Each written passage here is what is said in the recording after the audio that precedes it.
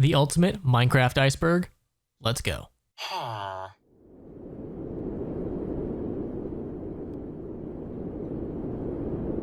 Music discs are exactly what they sound like. You chunk them into a jukebox and you get to vibe out to some good tunes. Well, mainly, considering disc 11 isn't exactly a song.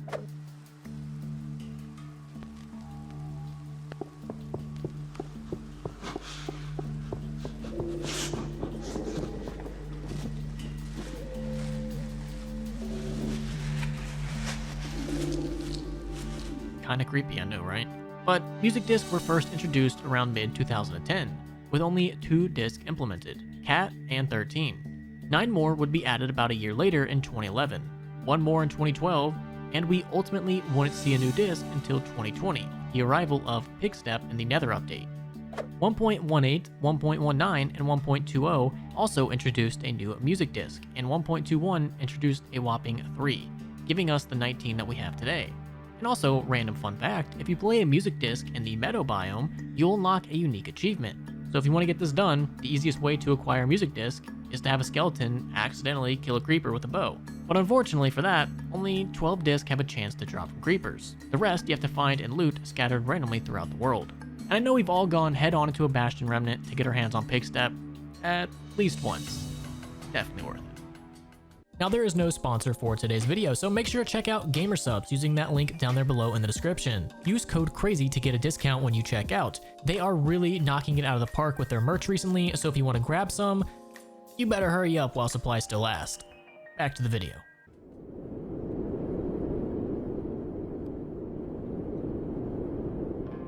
Desert wells are small well structures found in deserts. Who would have guessed, right? Shocking. They were added to the game back in 2012, and for the longest time, were really completely useless. I remember seeing so many old theories back in the day that these were hiding some kind of Easter egg, or if you dug down near them, you'd find diamonds, stuff like that, which just gets funnier as the years go on.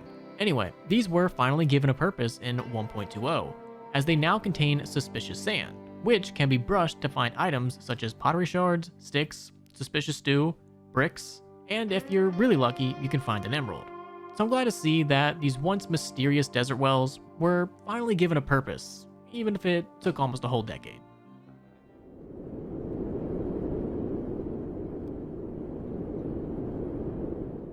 Added in 2010, you all know what this is. The gateway from the overworld to the fiery depths of the Nether.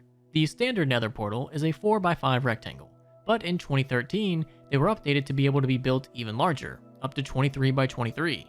Entering the Nether for the first time will give you an achievement and open up the game to new enemies, structures, ores, and most importantly, netherite, which was introduced in the 1.16 update back in 2020, and my god, just saying that was 5 years ago, we're all getting old.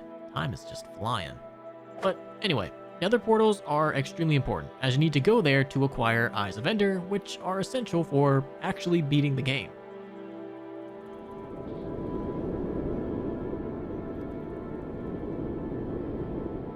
The iconic Minecraft stronghold, introduced in 2011, is the most important structure in the game, as it contains the portal to the end, which you need to enter to beat the game.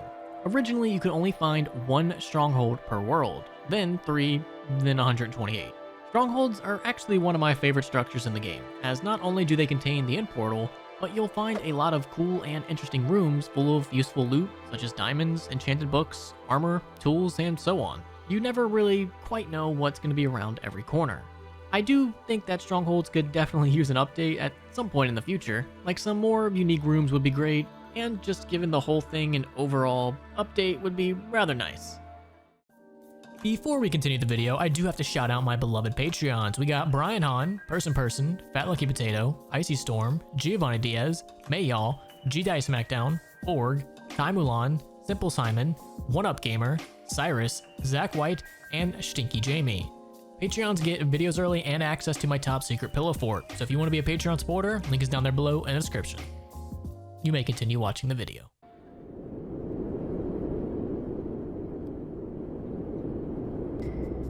Trying to sleep in other dimensions is basically like a rite of passage for new players. I think we all remember the first time we tried to take a power nap in the Nether, only to be blown up and lose half our health instantly. Or if you're really unlucky, you removed enough of the ground below you to send yourself plummeting into the fiery ocean of lava below. While we all probably have childhood traumas of exploding beds, this has actually become a popular method of fighting the Ender Dragon, especially on challenge runs, due to the high damage inflicted by the beds. I mean, if you were to ask a lot of people when they first started playing Minecraft, hey, the best way to beat the Ender Dragon is with a bed, I don't think people would believe you.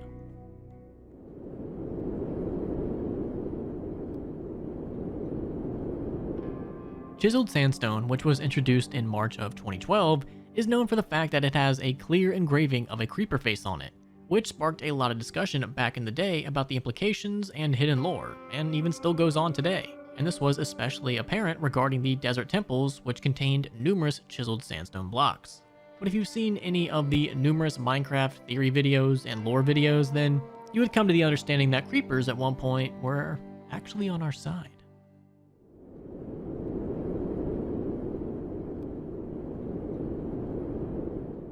This refers to a number of unique events Minecraft does on a few different holidays each year.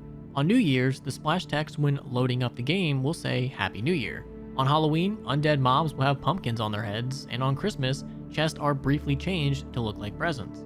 Minecraft has been doing this for a very long time, but it's become known over the years that their favorite holiday seems to be April Fools. That's right, every year on April 1st, Minecraft just goes all out and adds some of the most ridiculous stuff imaginable for the day. Some of these standout ones are back in 2011, when the game got a Team Fortress 2 style item shop, 2014 when all player skins became villagers, 2018 when they just made the block textures 8-bit, and in 2020 when they added over 2 billion just absurd dimensions that were admittedly pretty cool, not gonna lie. I'm actually kind of surprised there's like no Easter events like making normal eggs into chocolate eggs or like having rabbits drop chocolate instead. I don't know, there's a lot they could do with that, and it's surprising that they haven't.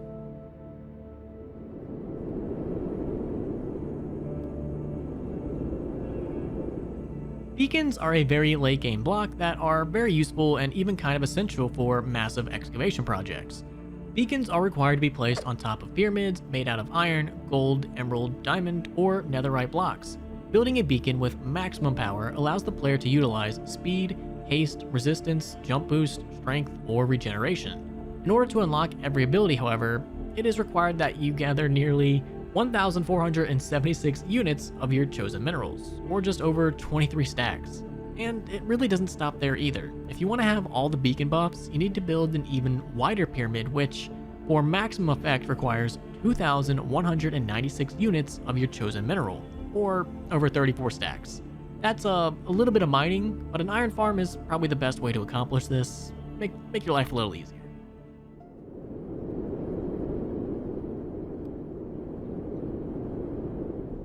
The Wither, added in at 2012, is, depending on what version you play, either a fun but challenging boss fight, or the judgment day of your Minecraft world if you play on Bedrock. Summoning this bad boy requires gathering 4 soul sand blocks and 3 wither skeleton skulls, which can be really time consuming and the worst part about fighting the Wither. But it's really worth it because the Wither is just so damn cool. Like a giant mass of demonic sand and skulls just messing up your entire world is creepy, but also badass at the same time. Just don't make the mistake that a lot of people seem to do and try to fight it near your base or anything, because you won't have a base for much longer.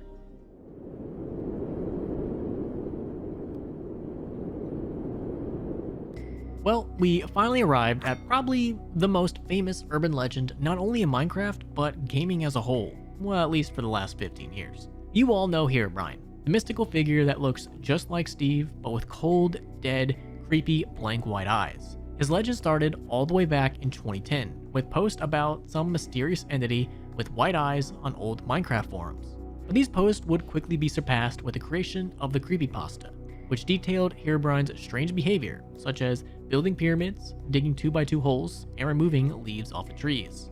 The creepypasta also came with this iconic screenshot that will probably, unironically, go down in history as one of the most iconic images of the 21st century. Now, the Herobrine creepypasta didn't take too long to spread all across the internet, leading to millions of other Herobrine stories suddenly appearing out of nowhere, with many people presenting modded footage to quote-unquote back it up.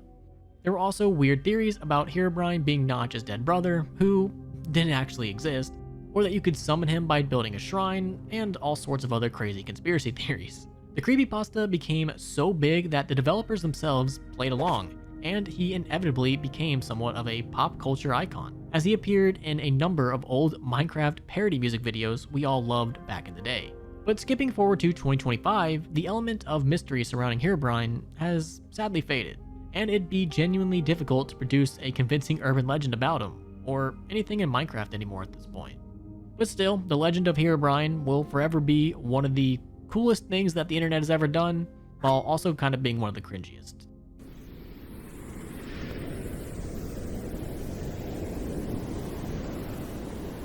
The iconic Minecraft creeper is probably one of the most well-known things about this game, but where exactly did the creeper originate from? Well, all the way back in the ancient year of 2009, Notch shared an interesting image of his attempt at creating a pig model for the game, which more so closely resembles what we now know as the modern creeper. This was because of a coding bug, but because the abomination was still able to walk around and look at the player, Notch decided he wanted to keep it as a monster. The final ingredient in this infamous recipe was the ability for the creeper to explode, which was jokingly suggested to Notch by a friend. It's insane to me how one joke is probably going to leave a lasting legacy spanning well into the next few decades and maybe even the next century. One little joke has that much impact in history. That just blows my mind to think about.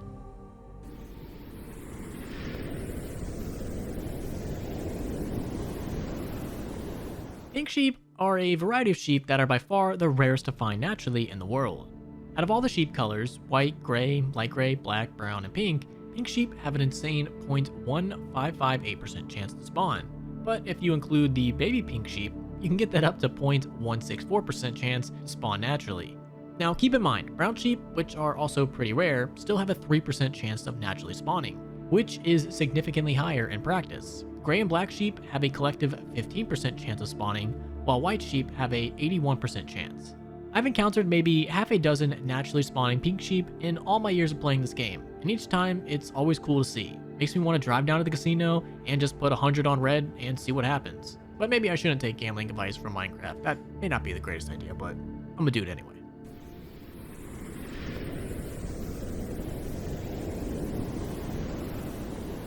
Cave Game was an extremely early version of Minecraft, basically a tech demo which Notch uploaded to YouTube in May of 2009. And that's a long time ago. A lot of you guys probably weren't even born yet.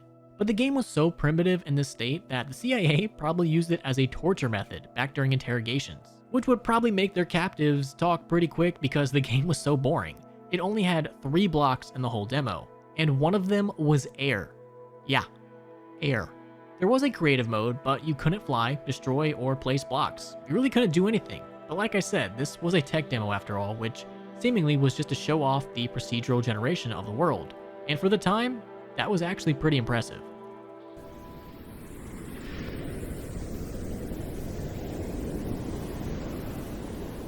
Name tag Easter eggs are cool effects you can inflict on mobs by giving them specific names. The most well-known effects are probably turning mobs upside down by naming them Dinnerbone, or making rainbow sheep by naming them Jeb. Lesser known is a unique rabbit skin given by naming a rabbit Toast, which is a reference to XYZen420 asking the developer Ryan Holtz to make a skin that looks like his girlfriend's lost rabbit. You can also name a Vindicator Johnny, which will cause it to pretty much attack everything, which I'm fairly certain is a reference to the movie Shining. Here's Johnny!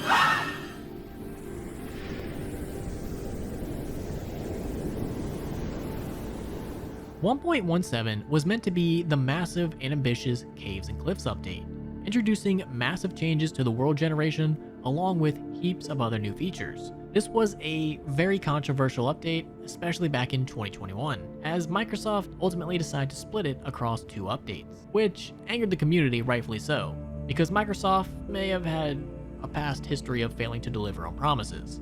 From what I remember, this sort of marked the beginning of the disdain towards modern Minecraft that you probably see a lot nowadays, along with growing fatigue regarding mob votes, biome updates, and a lack of content for updates in many of the recent years.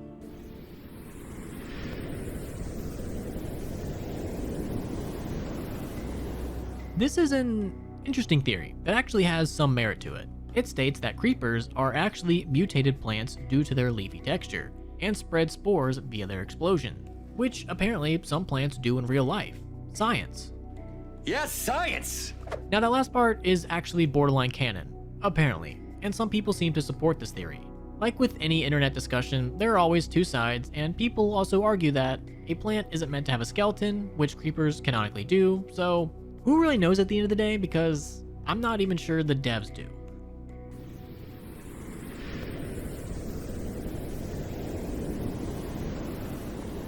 I think this entry is just referring to the fact that the Ender Dragon is canonically female, which makes sense considering the whole egg and all. Notch also nicknamed the Ender Dragon Jean at some point early on in Minecraft's development. So if you happen to be curious about the gender of Minecraft's most iconic boss, there you go.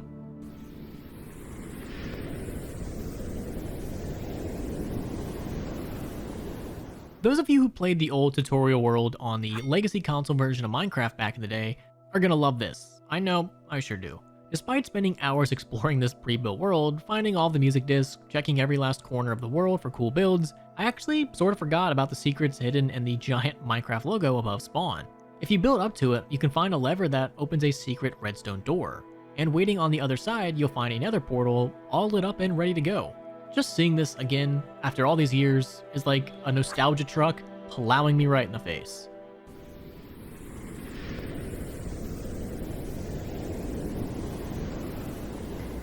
The Farlands is an infamous glitch that occurs in terrain generation after walking approximately 12.5 million blocks from spawn. My god. You'll know when you get there when the terrain goes from your average Minecraft world to giant stone walls that stretch as far as the eye can see. The most insane part about this entry is that a player known as Kilo Crazy Man actually walked to the Farlands in vanilla Minecraft over the course of 9 months. From September 2019 to June of 2020. Upon arrival, a 10,000 donation was awarded to him by Notch, which is pretty damn sweet considering he walked literally for 9 months in Minecraft.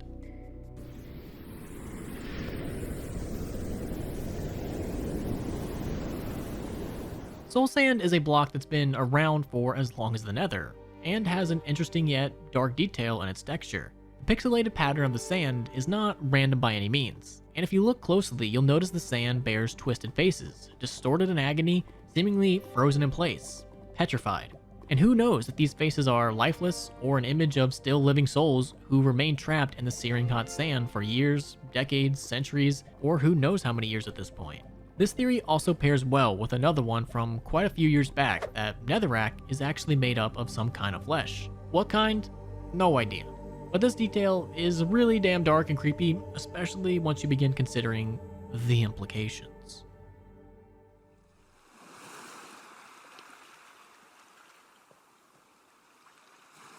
Minecraft is a pretty funny Easter egg in which every time you load up the game, there is a 0.01 chance that the title will say Minecraft instead of Minecraft. And I've probably referred to the game as Minecraft more than a few times after this discovery. It's oddly funny to me, don't know why. But even more so, if you check the crash logs, sometimes you can see you should try our sister game, Minecraft, as one of the first lines. Easter eggs like this definitely play a large part in why this game is just so beloved. It's always the little things.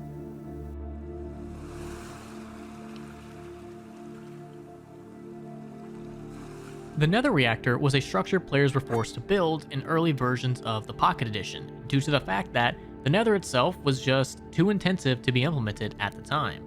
And upon building the Nether Reactor, players could activate it and spawn a Nether Spire, which contained valuable Nether resources and zombie pigmen. The Nether Reactor relied on a core, a unique block which only existed for this purpose, and that I believe is now completely unobtainable on all versions of the game, due to the Nether being properly implemented on mobile.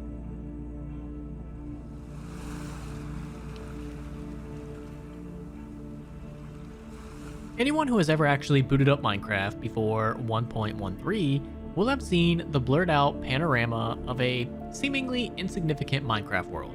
And despite no real distinct features or visuals, a dedicated community formed to find this world amongst the billions of seeds in the game.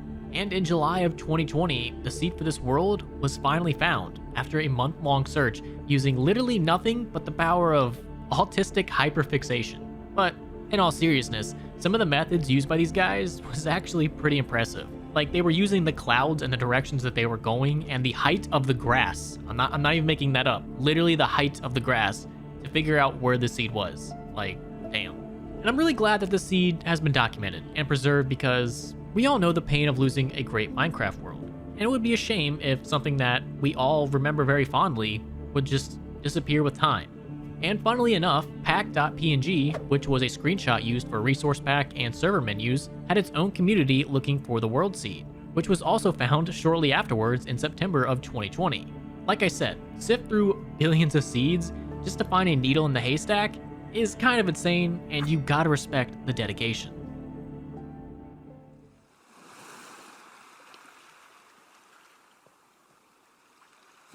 In Minecraft, villagers kinda have it rough. Between being raided by pillagers, locked away underneath igloos, or bombed and enslaved by players, we all have a hand on that last one, villagers also have to deal with their natural predators, the zombie.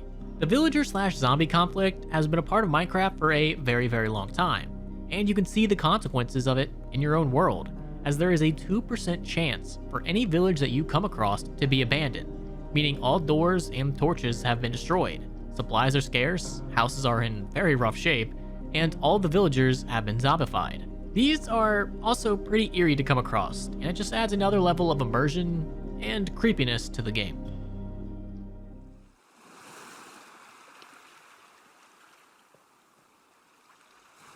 Rubies were originally meant to serve as the primary trading currency back when the trading system was first implemented in the game.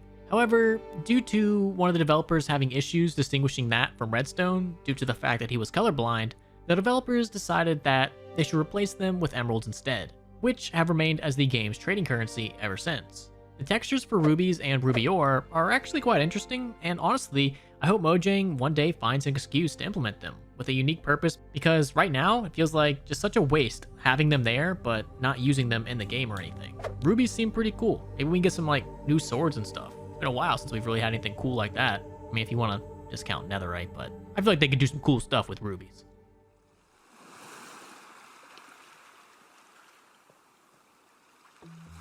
Exclusive to the Java edition, the Killer Rabbit is a hostile rabbit with red eyes and attacks the players as soon as they get in within 16 blocks. And it can also attack wolves and foxes, and honestly can be a real threat if its victim is caught off guard. They're fairly powerful. Thankfully, this hellspawn can only be summoned using commands, which, luckily for you, you don't have to worry about encountering any genocidal bunnies in a normal playthrough. Or do you? No, you don't. I'm just messing. But of course, this is a reference to Monty Python. If you have seen the Monty Python skit, then this is basically an exact recreation of it.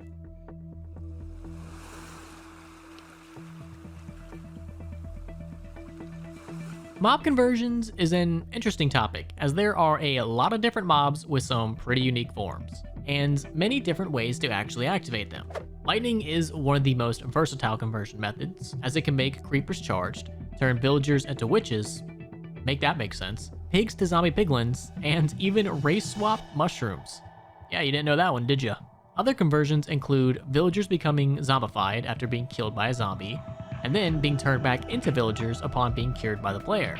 Zombies can also convert to drowned after drowning, who would have thought, but a husk can convert to a normal zombie upon drowning, and if they drown again, they become a drowned. Skeletons can also convert to strays after falling into powdered snow, which is also interesting. Like I said, I wasn't joking when I said there was a lot. How many of them did you actually know? Because originally, I only knew a couple.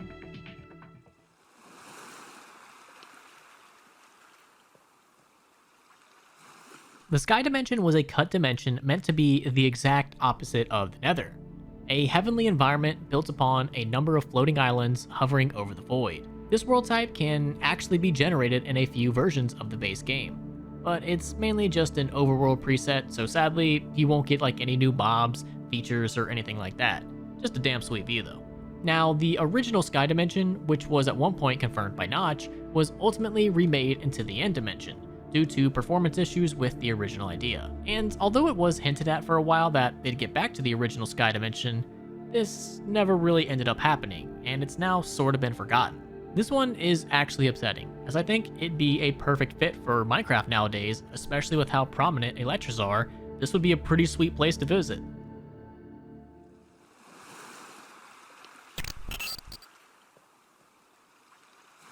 I believe this refers to the fact that the gobbledygook you read on the enchantment table is an actual alphabet substitution cipher, taken from the old Commander Keen games, and upon translating, you can, for the most part, read coherent lines.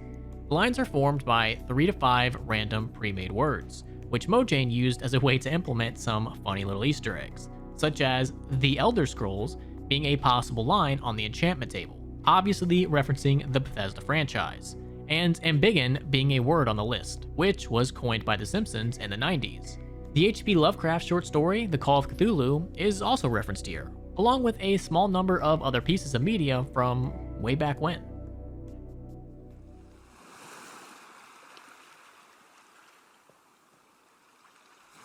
Ancient builders are, in Minecraft canon, the ancient ancestors of the player, who built many of the abandoned structures and invented most of the crafting recipes. It's rumored that the ancient builders suffered horrible fates and have all pretty much went extinct thousands of years before the player spawns in. There are many theories as to what happened to them, with the most popular being that they fled to the end in an effort to escape powerful boss enemies, such as the Wither and the Warden, and after being stuck in the end for so long, eventually became Endermen. It's not like the complete theory, there's a lot more to it, but that's the Cliff Notes version. And I totally believe it. I mean, does this not sound like an Enderman is saying, "What's up?"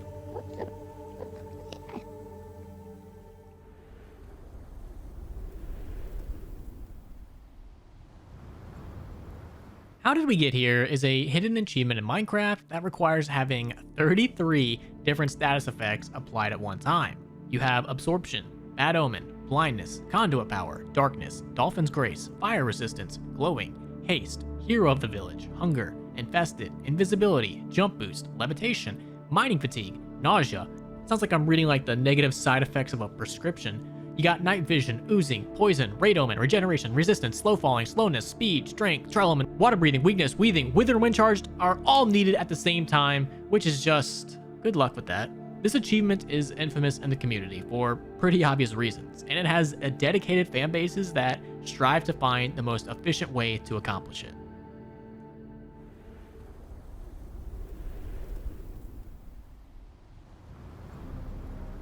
This entry refers to the widely accepted theory that Minecraft actually takes place anywhere from hundreds to millions of years after an apocalyptic event led to the extinction of humanity, and the player is simply exploring what remains of the Earth in the future. There are plenty of different theories as to how this apocalypse happened and who was responsible and the lasting impact, and you'll hear a lot more of them as we go down the iceberg, each being more absurd than the last.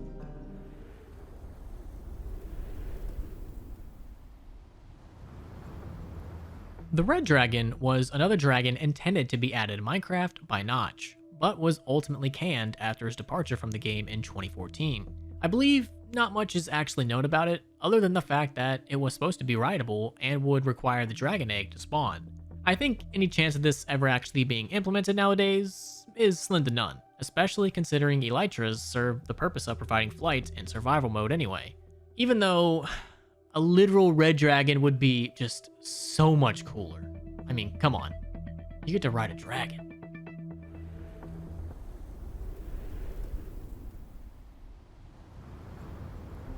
I believe this entry refers to the tutorial world in Legacy Console Edition introduced in 1.13, which was the Aquatic update. The new tutorial world introduced in this update had pretty cool little Easter eggs, as you could go underneath the iceberg biome. You could actually find the ruins of the previous tutorial world, which is cool attention to detail, and I really wish we could get some ruins of iconic locations carry over into the base game. It'd be nice.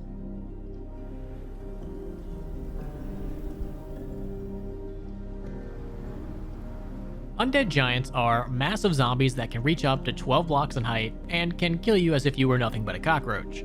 Well, they could if they had any functionality. These colossal giants were clearly intended to be used as some kind of boss mob until Notch deemed them too overpowered to spawn, but also too cool to scrap. So for the majority of their existence, giants have existed in the game files, but it is literally impossible for them to spawn without commands. And even if they do spawn, they have no AI, meaning they can't attack anything or even move. I wasn't joking when I said you're basically a cockroach to these guys though, as if they had AI, they could easily stomp you into red paste without armor. And that's on easy difficulty. Just imagine if you had these guys roaming around in your normal survival world. It'd be like Attack on Titan or something.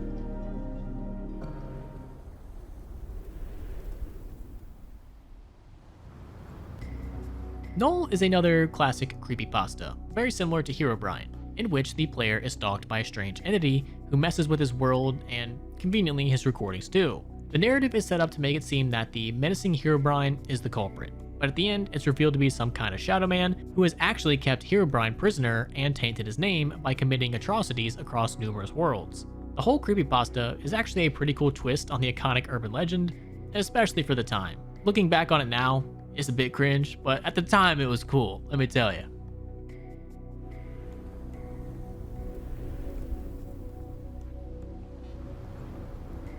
Cave chickens are a rare occurrence where players randomly find chickens deep underground in places they really shouldn't be.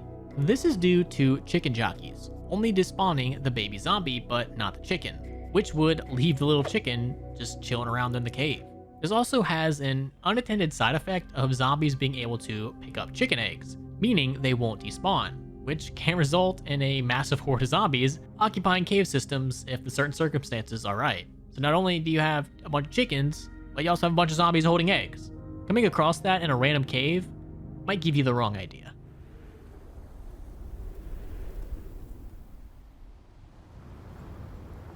Through the many years of Minecraft's history, and with over 60 biomes currently in use, it's no surprise that there are many that remain unused or were cut from the game. The most interesting of these are the Legacy Frozen Desert, Desert Lakes, Modified Plateaus, Tundra, Rainforest, and Ice Desert.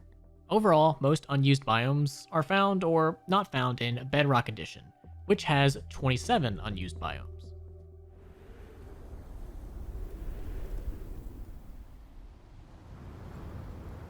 Super Secret Settings is a button in the options menu that cycles through a heap of different color filters and shader effects. There are quite a few filters to play around with, including retro, analog TV, black and white, upside down, and heaps more. Definitely recommend checking this out and just playing around, seeing what all you can do.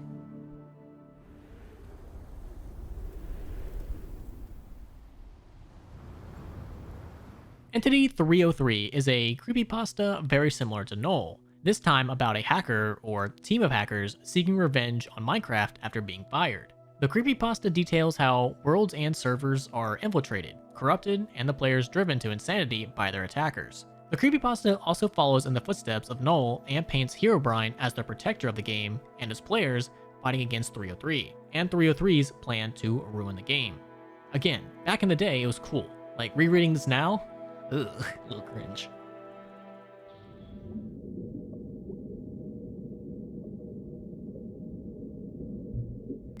This is another theory that tries to explain the true origins of the Endermen, and as the title suggests, it puts forward the idea that Endermen are actually mystical beings who have traveled all the way from the Farlands for unknown purposes. It makes the connection that the Farlands itself is such a twisted, unnatural, warped environment, and that would fit very well with the Endermen. So maybe what were once normal people evolved into strange, unnatural creatures with warping powers due to their environment. This is actually a pretty cool premise, and the Farlander has even become a nickname for Endermen amongst some people. But I think majority of the community tend to agree more with the builders than the Farlanders.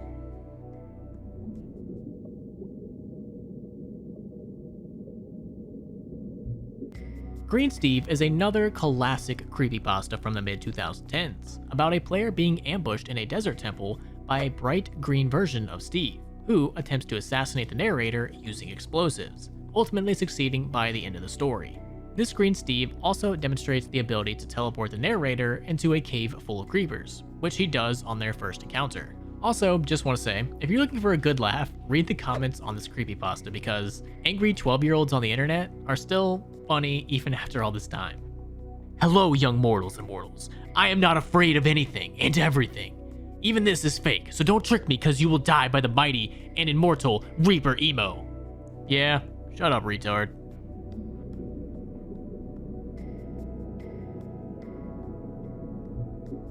I believe this entry is just talking about the fact that in older versions of Minecraft, like pre-2011, lava worked a lot more like water, and that infinite sources of it could be created, which was extremely useful as an infinite fuel source, which is probably why it was removed.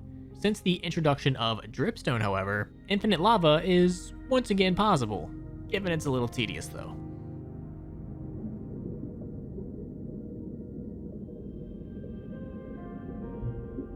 The Luck Potion is an unobtainable potion in Minecraft intended to temporarily increase the quality of loot in the game.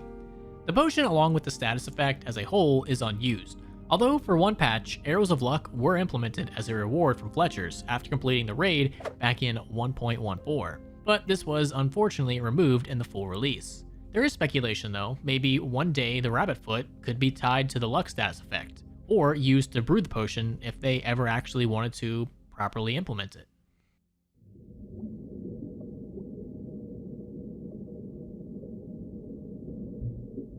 This is a pretty interesting theory from a while back that states the Illagers living inside the Woodland Mansion are actually part of an ancient magical cult, utilizing dark magic and a connection to the End Dimension to bring about the end of times, and flood the overworld with sinister monsters. But that's just one of the theories. There also is another theory that states that they are still kind of a cult, but instead of worshipping evil, they actually worship the ancient builders. And that's why you see them build a bunch of things that you as a Minecraft player would normally build, but instead of them building it normally, they build it out of wool. They're trying to recreate what the ancient builders made, but they don't exactly understand how to do it. But whatever theory you want to subscribe to, there's no denying that they're definitely doing something shady there, and they're playing around a lot with some dark magic.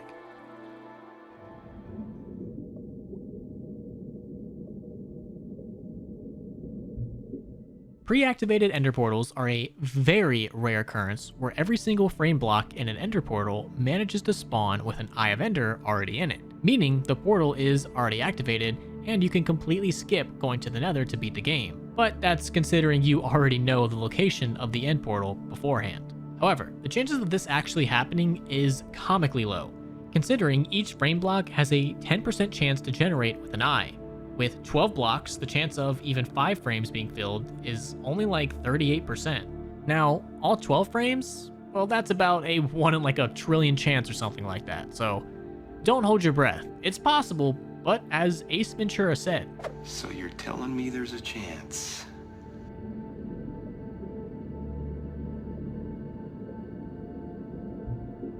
a lesser known fact about Minecraft Spectator Mode is that you can use it to interact with mobs and lock into their POV. Out of all the mobs in the game, 4 actually have unique filters when you switch to their POV. These mobs are creepers, endermen, spiders, and cave spiders, which is a pretty cool little detail.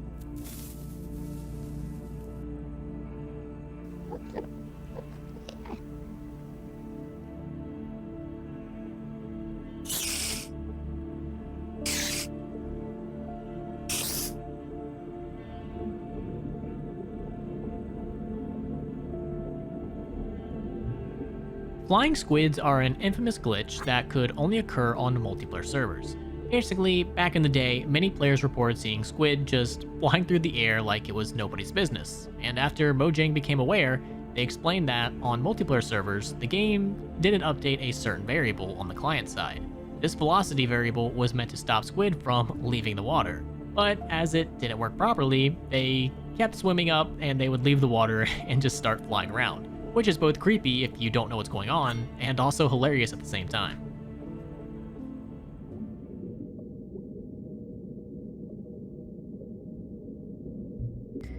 This theory is about ocean monuments and the Guardians, who many players have noticed bear strange characteristics reminiscent to robots. Their laser eyes, unnatural spikes, and dedication to the protection of ocean monuments seems to imply that they are actually machines built specifically to protect ocean monuments. There are countless theories as to who created these guys and what exactly they're supposed to be defending. But I remember seeing one theory that they were designed to protect the ancient builders who fled underwater to ocean monuments after an apocalyptic event on the surface. But the ancient builders eventually would die out, leaving the Guardians to actively defend a worthless temple monument long since abandoned. And there are so many other theories, some more plausible and some not, about the builders and the ocean monuments, but this is just talking about how the Guardians are mechanical.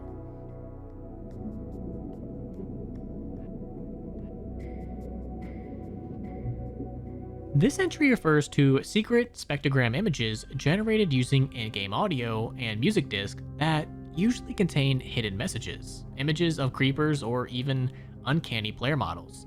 These images are well known in certain parts of the community, and you probably guessed it, sparked countless theories and debates over the years.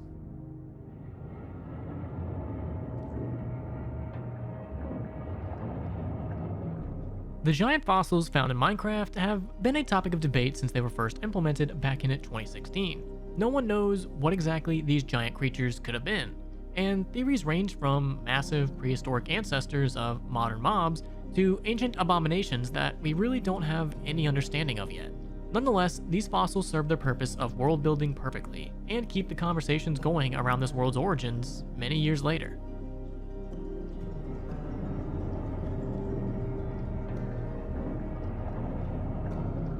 Strongholds are another big mystery in Minecraft. We have a general idea of what their purpose was, and if you want to see those, there are plenty of YouTube videos out there that talk about the builders and strongholds.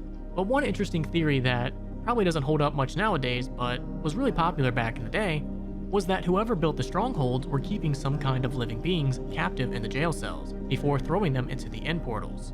And the reason that they were doing this was to understand the dimensional gateway.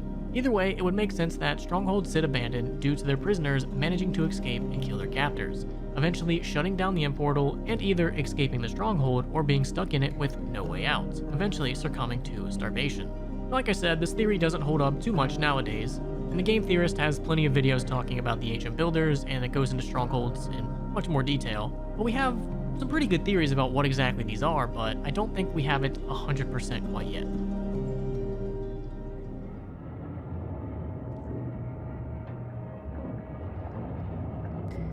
Brick pyramids were, well, brick pyramids, used in the dev version of the game to test out structure generation. These pyramids were massive as they stretched from the bottom of the world to the top, with each block adding another layer.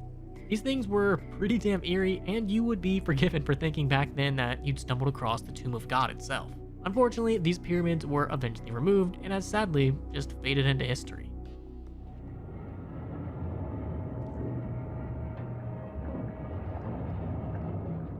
The moon in Minecraft actually has its own phase cycle just like in real life, and also like in real life, it does impact the world, but it doesn't have anything to do with the tides.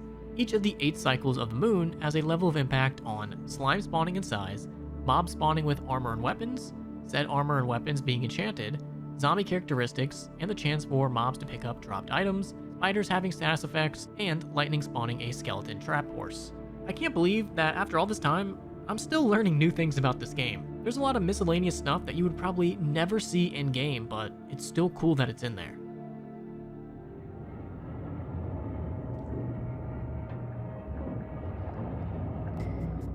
Another iconic relic of the dev era of Minecraft. Monoliths were actually glitched terrain that formed colossal blocks of stone and dirt stretching to the height limit. From what I can see, these weren't patched for a solid few months, and are another instance of just eerie encounters in the early version that really evokes a sense of megalophobia.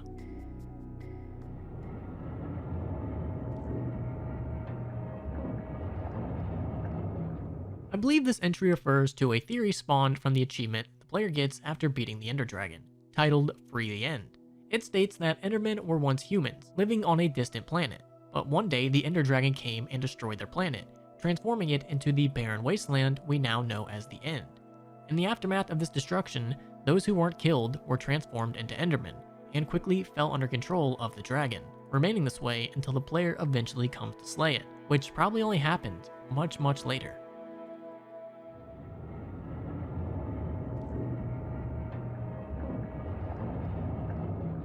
This is a pretty simple theory, that ancient debris is actually fossilized wood from trees that existed millions of years prior to the player's arrival. I mean, looking at the ancient debris texture, you can kind of compare it to a normal log, so it would make sense. And we've known since the Nether update that trees can exist down there, so I approve of this one.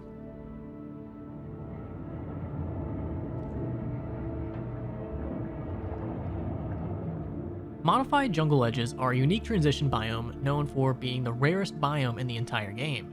This is because it requires very specific conditions to generate, which includes being between a specific jungle and swamp biome that rarely generate themselves. and it's even rare for them to generate next to each other. Statistically, modified jungle edges only cover 0.00027% of the overworld by area, which, to put it in perspective, is roughly how much area Nepal takes up in our world. Not a lot.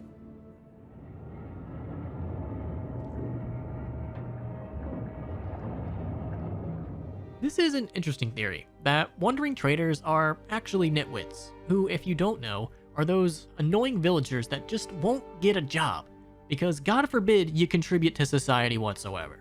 Anyway, the theory goes that wandering traders started off as nitwits in their own respective villages, before being cast out for not being able to contribute or voluntarily leaving so they could find their own way in life. This explains why wandering traders lack any form of consistent stock and usually just sell random garbage, because they aren't specialized in any trade and just pick up whatever looks interesting to them.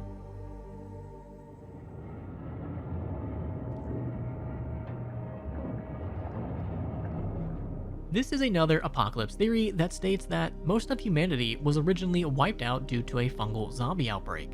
The theory highlights the mushroom island as the culprit, and suggests explorers carried some kind of fungus from a mushroom island to their home, leading to a Last of Us style outbreak that destroyed society and left the world overrun with the undead.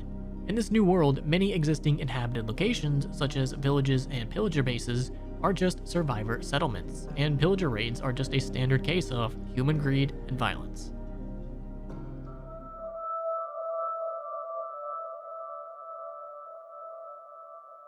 Triple chests are an exploit players can do using the /set block command, which creates a triple chest, believe it or not. This obviously isn't possible in survival mode, and it can cause some bugs on the inventory screen, but it's a cool trick you can do if you ever felt like just messing around with some commands.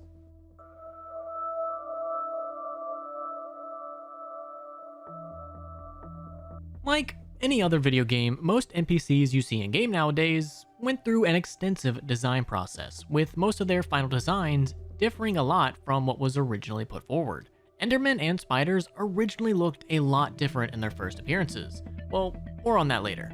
But other mobs that received significant overhauls include Striders, Drowned, Wolves, Wandering Traders, the Warden, which looked badass, and Pillagers, who used to look like pirates. Seriously, Mojang, why would you scrap this? I ask for so little, and yet I get nothing.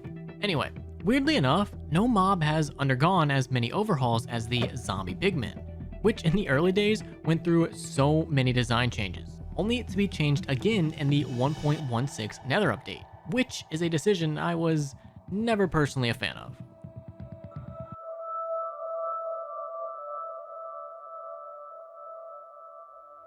Animal cruelty is a controversial topic within the Minecraft community, particularly because time and time again, Mojang have cut features related to new mobs, with the excuse that it promotes animal cruelty. Those of you who actively follow the game would remember losing fireflies, rideable dolphins, or even sharks. Like, seriously? Mojang doesn't want you to feed frogs fireflies, but it's okay to build a redstone-powered McDonald's slaughterhouse for food, or even ride a pig into the Grand Canyon for an achievement, or setting up a Chick-fil-A. All those poor chickens. But anyway, I'm just putting my 2 cents in, but it's nothing but pixels and lines of code, so I don't get why animal cruelty is even a concern. It's just a video game.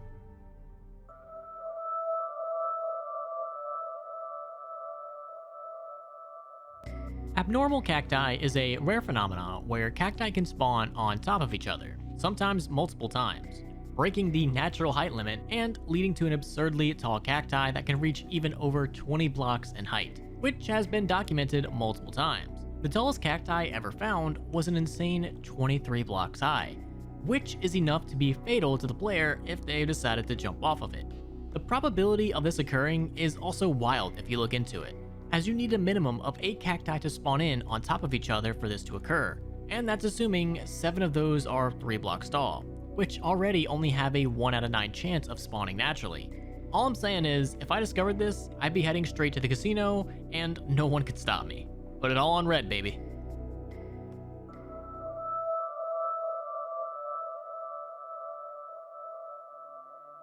Minecraft InDev is a really early version of Minecraft I personally only found out about like a year ago, And while very primitive, it did have some really cool world customization options that let you mess around quite a bit.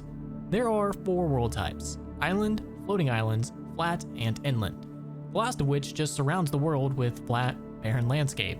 Alongside these types of worlds, you could change the shape from a basic square to a longer world, or even a deeper world. Biomes were also customizable, as you could go from the normal overworld to a hellish landscape surrounded by lava, or a tropical paradise with quicker farming and never-ending sunshine, or even an eerie wooded environment with lower light levels. These 3 categories could be freely mixed and matched, and you could create some pretty insane worlds. Unfortunately, this feature was removed in the INF dev update due to the introduction of infinite worlds. But I don't get why Mojang would never reintroduce this feature back into modern Minecraft and pair it with the ability to restrict world size or something. I think that'd be a pretty cool idea.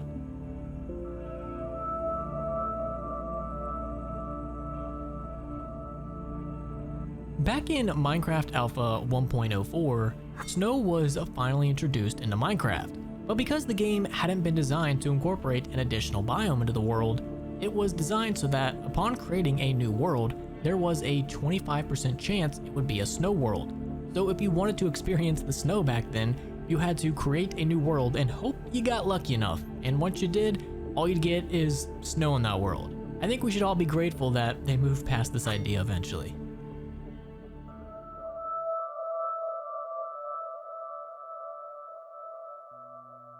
This entry could be referring to a couple different things, but mainly I think it refers to the fact that Minecraft Steve, or whatever the player is insanely overpowered in comparison to many fictional characters. I mean, if you think about it, he can carry the weight of a small moon in his inventory alone without breaking a sweat. He can tear down mountains single-handedly, construct monoliths stretching to the sky like it was nothing, and so much more. The extent of Steve's ability to change the world around him really isn't matched by anything else in the game, which is honestly a pretty good argument for Steve being a god.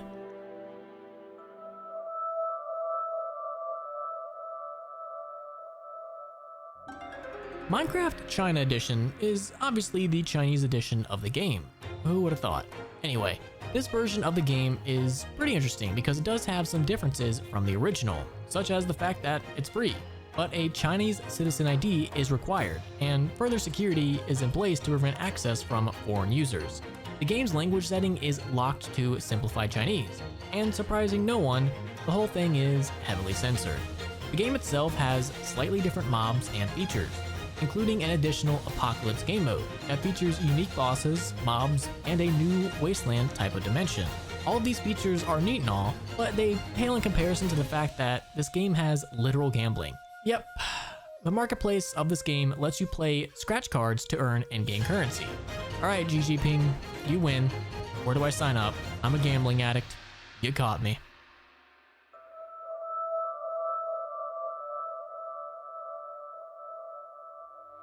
This theory kind of pairs well with the Endermen are enslaved theory from earlier. This one pretty much focuses on the idea that the entire end merely exists on an asteroid belt in the far reaches of space, which explains the multiple islands.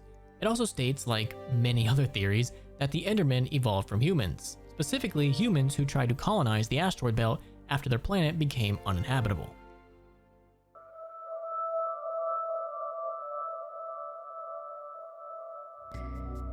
This entry refers back to the beta versions of Minecraft, when clay was actually quite rare, which, paired with how much clay you actually needed to even get one stack of brick blocks, was really just annoying, and left a lot of players very frustrated. Thankfully, over the years, clay can be found in a lot more places now, but even today, trying to dig it out of a small pond can be quite tedious if you don't have a high-end shovel.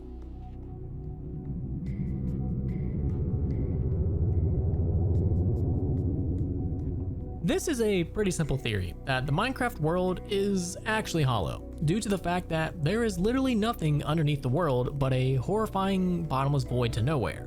This has some pretty interesting implications, as it pretty much means the Minecraft Earth has no core, meaning no magnetic force or protection from cosmic radiation. And on top of that, no way for compasses to actually work. So am I saying Minecraft is just a horrible abomination of radiation and no compasses? Maybe.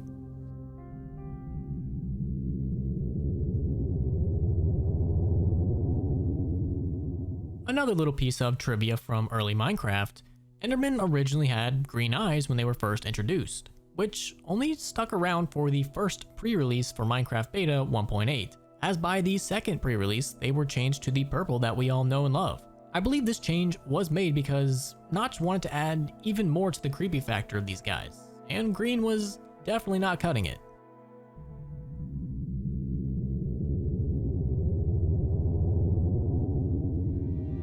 Pumpkins in Minecraft are actually really interesting once you think about it, because by carving a pumpkin into a jack-o'-lantern, it can be used to create golems, living, moving creatures that have some semblance of a soul. This has naturally led people to the conclusion that the pumpkin itself is what contains the soul of these mobs. But if they're not made into a golem, are these souls just sitting there trapped inside the pumpkin forever? Can they feel pain? Do they know if they've been turned into a pumpkin pie and are being eaten? I don't know, but it sounds pretty terrifying to me.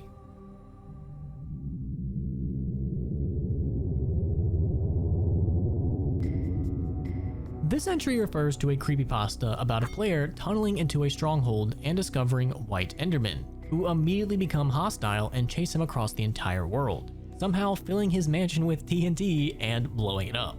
The creepypasta ends with the player making a final stand in a small pond, assuming the enderman won't be able to cross the water. But apparently, this enderman is just the second coming of Jesus Christ, as it just walks across the water and one-shots him like nothing. And for a short time, it was actually possible to find white endermen in beta 1.8 due to a weird lighting bug, making their colors seem inverted. And I think this was actually possible with spiders, but don't quote me on that.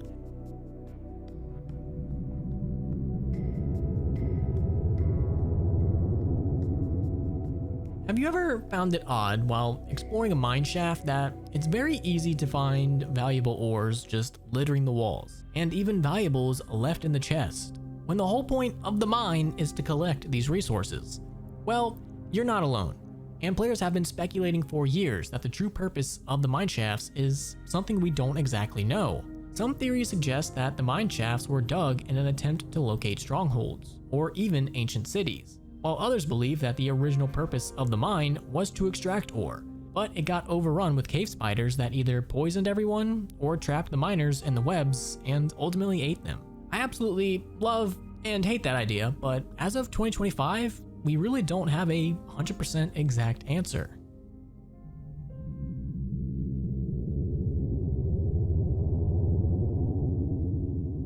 Found only in the game files of 1.0 to 1.1 versions of the game is a horrific fusion between a villager and Steve. The model is creepy, unfinished, and gives such a strong sense of uncanny valley that I feel its entire existence is an insult to God.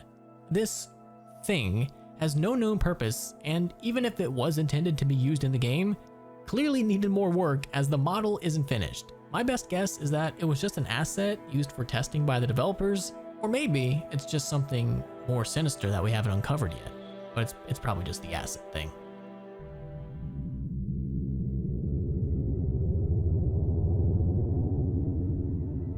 You might think creepers suck now, but originally they were just so much worse. In extremely early builds of the game, creepers actually just attacked you by punching, or I guess headbutting, like a zombie. The problem is, they would always explode upon being killed, with no way to prevent it. This would have been a real pain in the ass, so naturally they were eventually balanced out to their current behavior, which, upon learning all this, I kind of take for granted nowadays.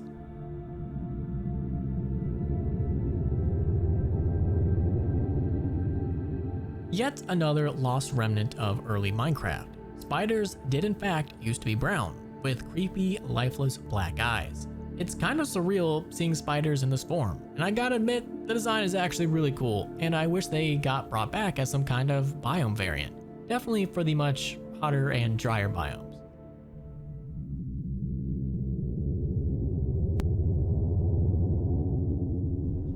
Zombie Town is an old unreleased project developed by Notch as a part of the Java 4K programming contest sometime around 2009.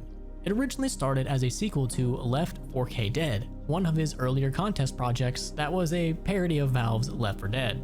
This small project ultimately led to the creation of what we know now as the iconic Steve skin. which Notch simply imported from Zombietown to Minecraft. From what I can see, a lot of information regarding Zombietown is lost, and may quite possibly never see the light of day.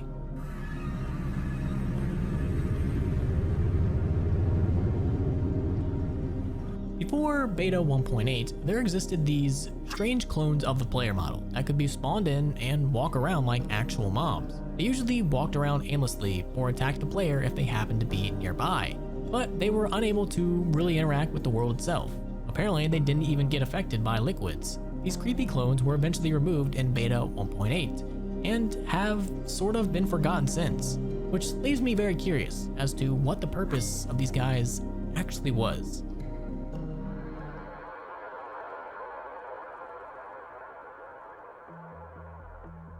The Emerald Sickness is an interesting theory that villagers and pillagers were once actually normal villagers and degenerated into hostile, violent, gray-skinned raiders due to their greed for emeralds.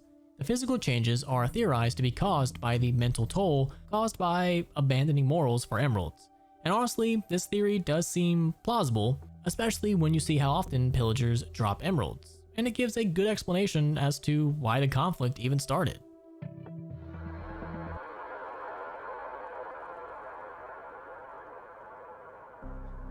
I'm not 100% how specific this entry is meant to be, but the general theory here is that at some point in Minecraft canon, someone or something had access to nuclear weaponry, and the mushroom islands that spawned throughout the world were testing grounds for these weapons. This explains the bizarre mushroom cows and why mushroom biomes are just so insanely different from every other biome, because they have all been affected by radiation for hundreds, if not thousands of years. Even in real life, this would kind of make sense, considering that mushrooms absorb radiation after nuclear disasters. And I mean, just look at the cloud that nukes make.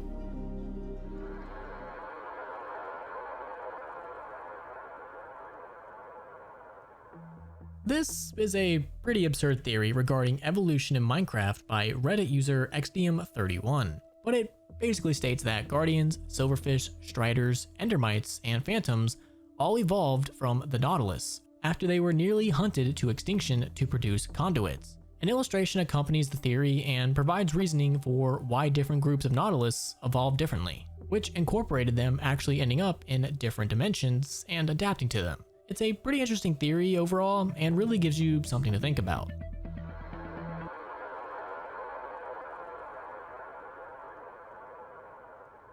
Okay, if you thought the last theory was a little cuckoo, get a load of this guy.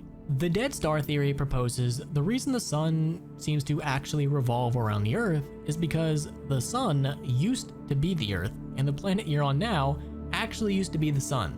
The explanation for this is really interesting, and it states that in billions of years, Earth's sun is dying out. So they sent a crew with lots of precious resources out into space to await the death of the sun in cryostasis, while those on Earth sacrificed themselves in a nuclear reaction to create a new sun. So basically, upon awaking from cryostasis, the remnants of humanity would go down and terraform the dead sun, while all the new life on this new dead sun planet will be kept alive by the old Earth, which is now an artificial sun. While evolution ran its course on the dead sun, the last of humanity returned to cryostasis for a few more million years, eventually returning to what is now the Minecraft world. This would explain why the bottom of every world is bedrock, and also why most human-esque mobs look different to the player, because of having evolved differently. I really like this theory, even if it is a bit far out there, it's still pretty interesting.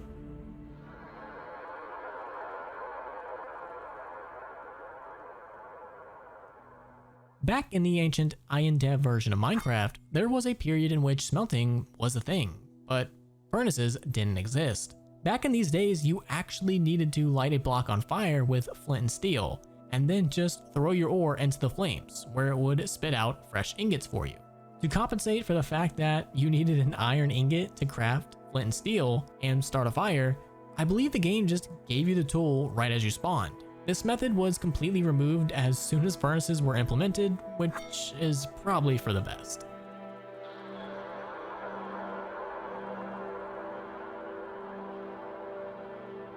Alternative redstone was basically a way for players of Minecraft Pocket Edition to create redstone contraptions before redstone was properly implemented in that version. Players could create things like a massive chain of signs that would all break if just one sign was broken, which was used to create traps, secret doors, and other insanely creative things. Players also figured out how to sort of replicate repeaters using cacti and falling sand, which is just so impressive. Of course, redstone was eventually properly introduced to all versions, which quickly made this obsolete. But even today, some people still find uses and advantages for these methods.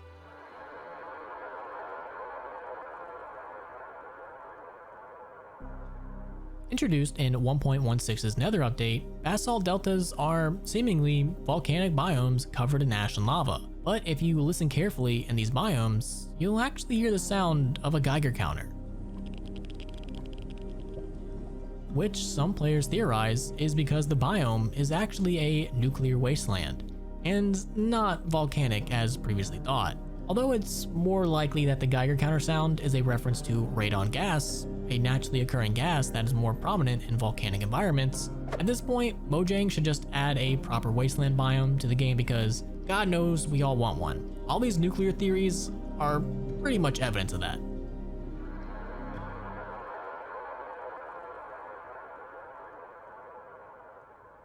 This entry is not 100% clear to me, but I believe it's referring to a number of crazy seeds from early days of Pocket Edition, where massive deep craters would form in the world, and exploring them felt like jumping into the future to what would inevitably become Caves and Cliffs update style world generation.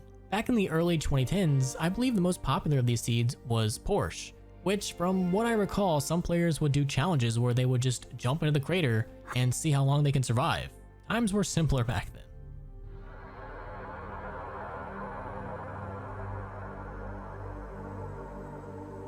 This entry refers to videos uploaded by Notch in May of 2009, showcasing Minecraft when it was still known as Cave Game. For some reason, a lot of these videos are inaccessible in most regions of the world, and no one really knows why.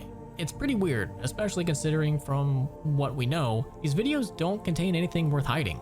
I believe it's not too difficult to actually watch this footage if you dig around enough, so if you manage to access it, you can be the judge. But to me, it's just Cave Game.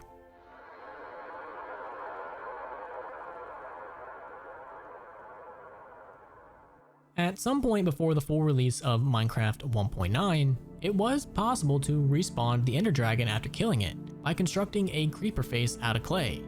This was ultimately just a placeholder for the official respawn method of using end crystals, which was implemented by the time 1.9 fully released in 2016.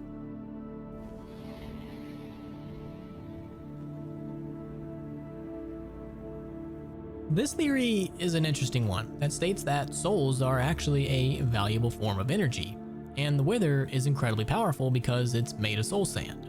It's believed that beacons grant you powers because they are made of nether stars, which are basically the souls that have been freed from the soul sand after the Wither is killed. So basically, by putting a nether star into a beacon, you're releasing those tormented souls, and they now repay you by granting you immense power through the beacon. It actually does kind of make sense, and it's good knowing that there's actually a way to save the souls trapped in the sand, even if it means fighting the Wither every time.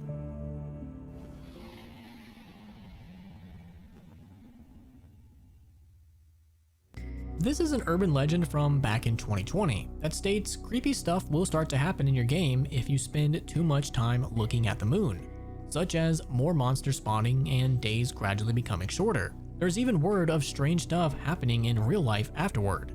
But all of this, of course, probably isn't true. It's likely this whole urban legend could actually be an intentional nod towards the Local 58 web series, which focuses a lot on the moon and creepy occurrences surrounding it.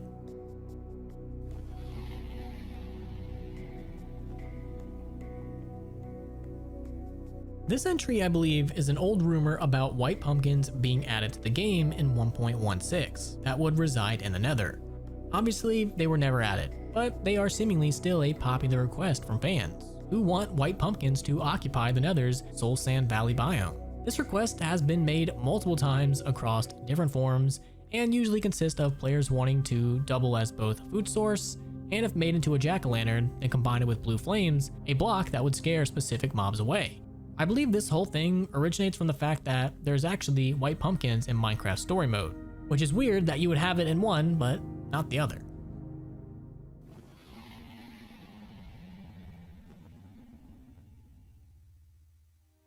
This is yet another theory about the Nether and its connection to souls. But the focus here is on Ghast, the big fat crybabies that float around everywhere and try to blow you up. The theory here is that these guys are actually the tormented souls of ancient builders that have broken free from the soul sand and tried to kill the player, maybe to earn their freedom from the Nether and end their millennia of torment. This theory is scary, not just because of the basic concept, but because it also implies that there is some kind of higher power actively keeping these souls trapped deep down in the Nether and tormenting them. It's a terrifying concept, yet for some reason I would love to see it even in more depth.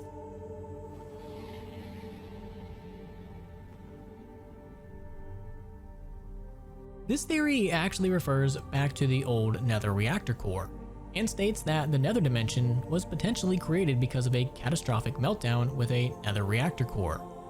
A side effect of this meltdown was of course the creation of ancient debris, something that can't be produced by a stable Nether core. This does sort of make sense. I mean, the whole idea of a Nether core is to transform the immediate space into a Nether environment. And if it were to have a catastrophic meltdown, maybe it could be capable of transforming a much larger area. But this theory just raises the question, what was the Nether before it became the fiery hellscape that we see in game?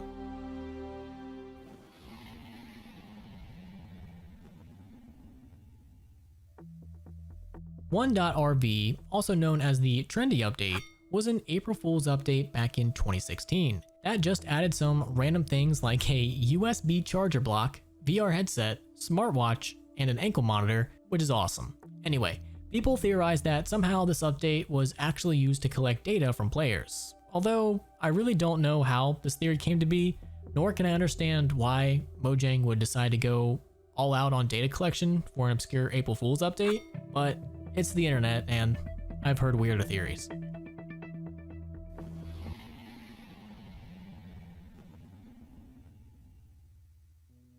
This entry is one of those that I really have no idea what it's referring to.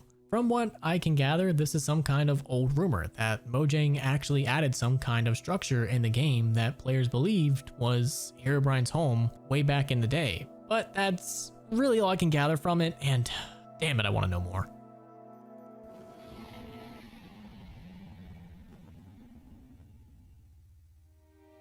This is a really disturbing theory that explains the origins of mob spawner blocks found in dungeons, at least the zombie and skeleton ones. The theory goes that there used to be a race of creatures that were experts in magic who were seeking immortality, so they bound their souls to machines locked away in dungeons, with the hopes that they would regenerate their bodies once they became old and frail. Unfortunately for these guys, as they grew older, their souls decayed more and more, thus their new bodies decayed too. Unable to stop the machines that bound their souls, they eventually became stuck in a perpetual and agonizing cycle of rot, leading to the zombies and skeletons we find in mob spawners today. This is actually really interesting, but I would love to see how this theory would explain spiders and silverfish spawners.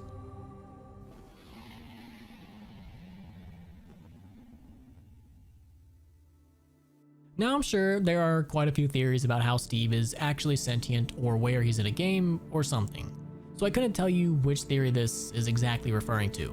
But the most interesting ones that I've seen is from a 2011 forum post that states that Steve is actually a sentient science experiment created by aliens and sent down to the Minecraft Earth to investigate it.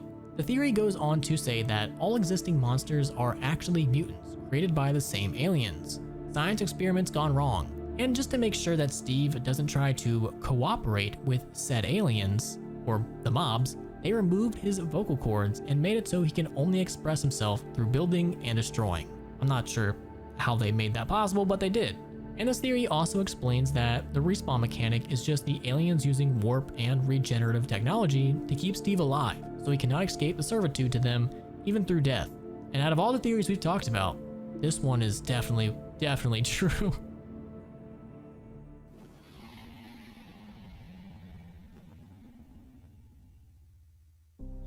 In 2020, a really long but Interesting theory from r/game theory pointed out that the infamous creepy cave noises can actually be pieced together to play out some kind of tragic mining incident. This is where the theory states that Steve was a miner who was left comatose after an accident in the caves, and when the player takes over, everything that happens is all within Steve's mind. The reason Steve hears cave noises is mainly because going underground triggers his subconscious trauma, and he remembers sounds from right before the incident. I believe it also provides another reason as to why every other creature looks different from Steve, as his mind is broken and traumatized, and as such, he has lost touch with humanity. So chalk this theory up to another one that's definitely 100% real. But anyway, out of all the theories that I've covered in this video, hopefully there is at least one that managed to ruin your childhood.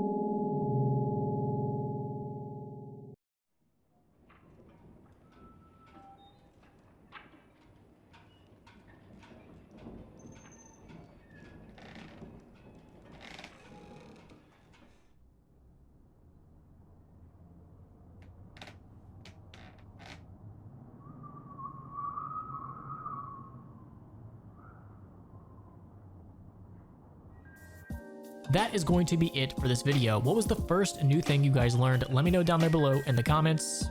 And that's going to be it. See you in the next one.